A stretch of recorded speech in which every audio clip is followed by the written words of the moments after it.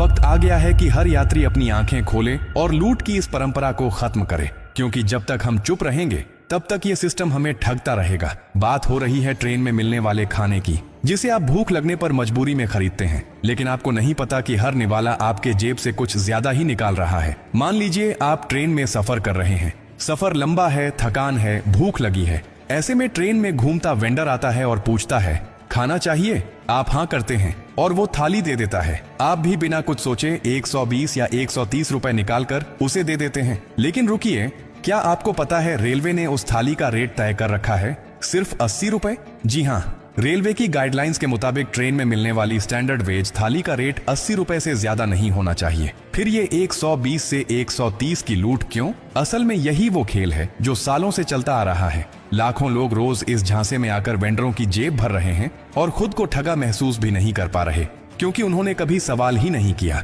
अब सवाल उठता है, क्या इस लूट को रोका जा सकता है? जवाब है हाँ, बिल्कुल। लेकिन इसके लिए आपको थोड़ा सा जागरूक और थोड़ा सा हिम्मती बनना पड़ेगा। जब अगली बार वेंडर आपसे खाने के बदले 120 रुपए मांगे तो सीधा एक बात कहिए, मुझे इसका पक्का बिल चाहिए। अगर वो बिल नहीं देता या टालने की कोशिश करता है तो याद रखिए, रेलवे का नया नियम कहता है नो बिल नो पेमेंट, यानी बिना बिल के आप उस खाने का 1 रुपया भी देने के लिए बाध्य नहीं है। और अगर वेंडर इसका विरोध करता है तो आपको डरने की बिल्कुल जरूरत नहीं।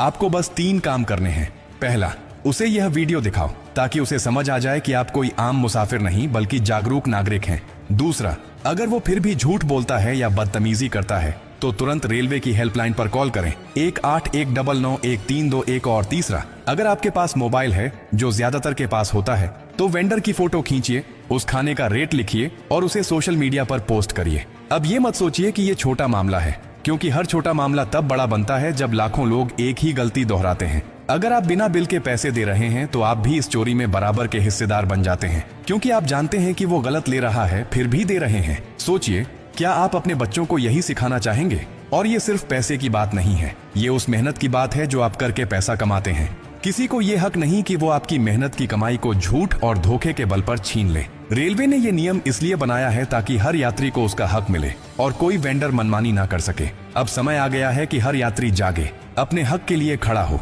ये मत सोचिए कि आपके अकेले कुछ करने से कुछ बदलेगा नहीं। परिवर्तन अकेले से ही शुरू होता है। जब आप आवाज उठाएंगे तो बाकी भी प्रेरित होंगे और धीरे धीरे यही एक लहर बनेगी जो पूरे सिस्टम को साफ करेगी। अगर आपको लगता है कि ये जानकारी जरूरी है तो इसे बस अपने तक मत रखिए, हर उस व्यक्ति तक भेजिए जो ट्रेन से सफर करता है। अपने दोस्तों, रिश्तेदारों, माता पिता, ऑफिस के सहकर्मियों, हर किसी को बताइए कि अब वक्त आ गया है लूट को बंद करने का।